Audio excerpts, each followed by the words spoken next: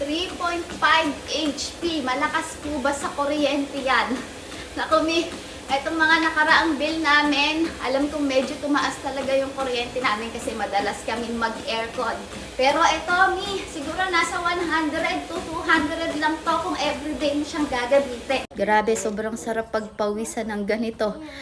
Mula nung nagka-treadmill ako, na-miss ko talagang pagpawisan ng ganito kasi dati sa Zumba ko lang nagagawa to. Pero grabe, anytime nakakapagpapawis na talaga ako dahil sa treadmill na to. Sobrang sulit ko na talaga siya. Magwa 1 month na to sa amin pero yung bill namin sa kuryente hindi ko alam kung tama yung estimate namin kasi talagang tumaas yung bill ng kuryente dito sa amin. 150 to 200 pesos. Pero sabi naman nila matipid lang daw talaga to kasi yung kapitbahay namin nasa 40 pesos lang daw yung dumagdag sa kanila. Worth it yung binayad namin. Kaya kung gusto nyo rin ito, mag-check out na kayo dyan sa Yellow Basket. Kung wala pa kayong budget, pag-ipunan nyo muna.